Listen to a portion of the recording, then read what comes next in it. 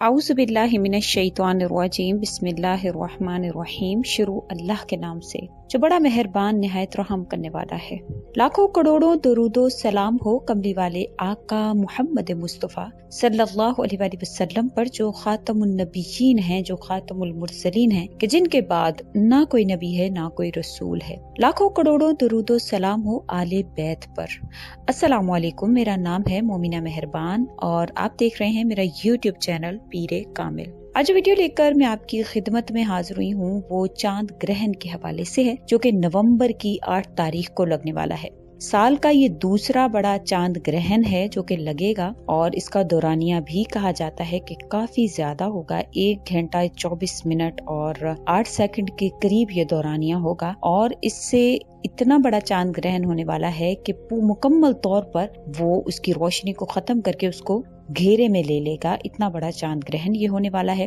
انشاءاللہ تعالی۔ اس کے حوالے سے اس کو کیوں خسوف کہا جاتا ہے، جیسا کہ سورج گرہن کو کسوف کہا جاتا ہے، اسی طرح سے چاند گرہن کو خسوف کہا جاتا ہے، خا سین واو فے، خسوف۔ اور اس کی نماز کے حوالے سے نبی کریم صلی اللہ علیہ وسلم سے طریقہ کار جو ہے وہ منقول ہے، اور اس کی چند احادیث مبارکہ بھی ہیں۔ انشاءاللہ تعالی میں آپ سے ذکر کروں گی، ویڈیو کو غور اور توجہ سے آپ نے سننا ہے۔ اللہ کے حکم سے اگر آپ اس پر عمل کر لیتے ہیں، کیونکہ یہ اللہ کی نشانیوں میں سے ایک نشانی ہے، اور یہ اللہ تعالیٰ کے جلال کی اور اللہ تعالیٰ کی جو قہر کی جو ہے وہ نشانی ہے، تو انشاءاللہ تعالیٰ آپ اگر اس کو غور اور توجہ سے سنیں گے اور اس میں کیے جانے والے اعمال کو بھی اگر آپ کر لیں گے، تو انشاءاللہ اللہ کریم اس میں جو بھی آپ کے اوپر پریشانیاں آنے والی ہیں یا جو بھی ہیں انشاءاللہ وہ آپ سے ختم فرمائیں گے۔ اور اس کے حوالے سے صدقہ کیا کرنا چاہیے اور کیا اس کے حوالے سے فرمایا گیا ہے، عبادات کے حوالے سے، وہ بھی میں آپ سے مکمل طور پر ذکر کروں گی، تو ویڈیو کو اینڈ تک دیکھیے گا۔ اس سے پہلے میں آپ سے ریکویسٹ کرنا چاہوں گی کہ اگر آپ میرے چینل پر نئے ہیں یا آپ مجھے پہلی مرتبہ سن رہے ہیں تو میرے چینل کو سبسکرائب ضرور کر دیں، اور اگر آپ مزید اپڈیٹس حاصل کرنا چاہتے ہیں تو سبسکرائب کے بٹن کے ساتھ جو بیل نوٹیفیکیشن کا بٹن ہے اس کو بھی ضرور پریس کریں، تاکہ میری ہر نئی ویڈیو آپ کے پاس نوٹیفیکیشن کی صورت میں پہنچتی رہے۔ صحیح بخاری کی ایک حدیث ہے، نبی کریم صلی اللہ علیہ وسلم نے فرمایا ہے کہ سورج اور چاند میں یہ دونوں گرہن اگر لگیں تو یہ اللہ تعالیٰ کی قدرت کی نشانیاں ہیں، اس لیے جب بھی تم دیکھو کہ سورج یا چاند گرہن ہوا ہے تو فوراً کھڑے ہو جاؤ اور نماز پڑھو۔ قیس رضی اللہ تعالیٰ عنہ فرماتے ہیں کہ میں نے ابو مسعود رضی اللہ تعالیٰ عنہ کو فرماتے ہوئے سنا ہے کہ رسول اللہ صلی اللہ علیہ وسلم نے فرمایا کہ سورج یا چاند کسی کی موت کے سبب سے نہیں لگا کرتے، بلکہ وہ خدا کی نشانیوں میں سے ایک نشانی ہے، جب تم ان کو دیکھو تو نماز پڑھو۔ سورج اور چاند گرہن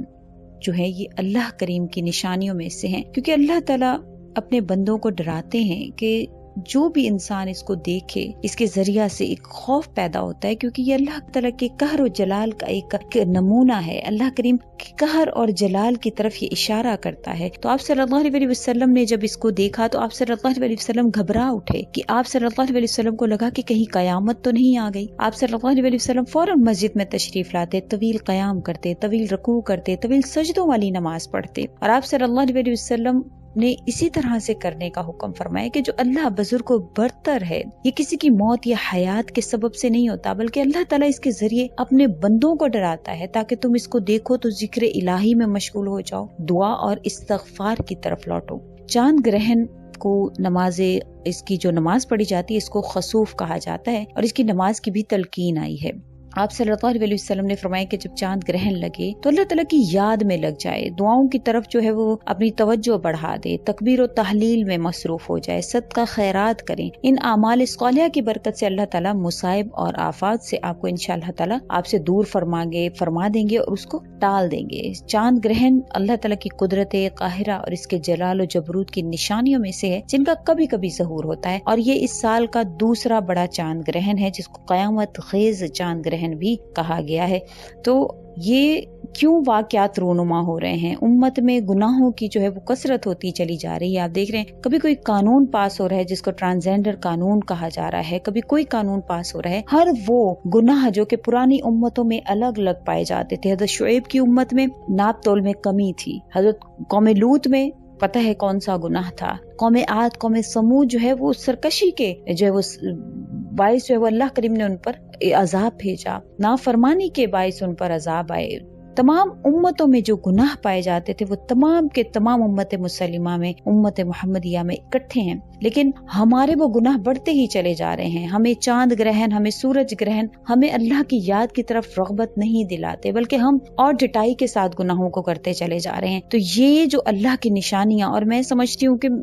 किसी भी साल में इतने चांद ग्रहण या इतने सूरज ग्रहण नहीं लगे जो इस साल में इतने चांद ग्रहण, इतने सूरज ग्रहण हो रहे हैं। अल्लाह ताला जो अपने जलाल और जबरूत की जो निशानियां हम पर जाहिर फरमा रहे हैं, हमें चाहिए कि अल्लाह करीम के सामने अपने आजिज़ी के साथ अल्लाह ताला को कादिर और कहार की अजमत और जलाल के सामने अल्लाह के झुक जाएं और इससे रहम और करम की भीख मांगे। ये हमारा हक है। जब अल्लाह करीम की ये निशानियां जाहिर हो रही हैं तो हमें अल्लाह के आजिज बंदे बन जाना चाहिए। और नबी करीम सल्लल्लाहु अलैहि वसल्लम की हयात तय्यबा में इस दिन जब भी कोई भी ऐसा वाकया पेश आया, कभी चांद ग्रहण या सूरज ग्रहण लगा, तो आप सल्लल्लाहु अलैहि वसल्लम ने इसके हवाले से फरमाया कि नमाज अदा करो। और नमाज खसूफ जो है, क्योंकि ये अल्लाह के जलाल की जबरूत की निशानी है, जैसे कि पहले जिक्र किया गया था कि सूरज ग्रहण में जो है वो नमाज जो है वो जमात के साथ अदा की जाती है, लेकिन चांद ग्रहण में ये फर्क है कि चांद ग्रहण के मौका पर बगैर जमात के नमाज को अदा करना चाहिए। सूरज ग्रहण में जैसे कि मैंने आपसे इसका जिक्र किया था, तो इसमें जमात के साथ नवाफिल का मर्द हजरात को मैंने कहा था,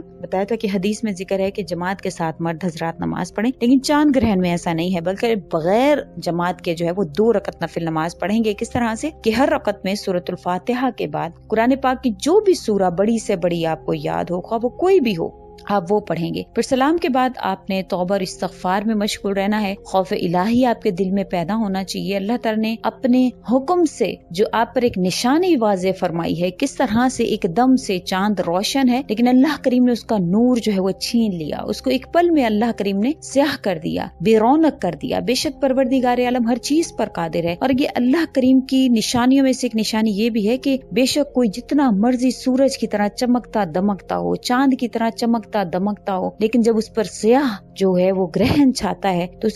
उसका वो नूर, उसकी वो रोशनी छीन लेता है। तो अल्लाह करीम ये दिखाना चाहते हैं कि इससे पहले कि तुम्हारी जिंदगी का सूरज या तुम्हारी जिंदगी का चांद भी इसी तरह से मांद पड़ जाए, इसी तरह से स्याह पड़ जाए, मेरी तरफ लौट आओ, तौबा और इस्तगफार में मशगूल हो। और इसके हवाले से सदका खैरात ही जो है वो बहुत ज्यादा करनी चाहिए, जितना आपसे हो सके। आप चाहें तो जितनी आपकी गुंजाइश है, क्योंकि पहले भी मैंने वीडियो में जिक्र किया था, तो बहुत से लोग पूछ रहे थे कि हमें क्या सदका करना चाहिए, क्या जितना आपसे बन पड़े, क्योंकि इसमें कोई भी क्वांटिटी जो है वो जिक्र नहीं की गई हदीस मुबारका में, जितना आपसे बन पड़े आप वो कर सकते हैं। आपको चाहिए कि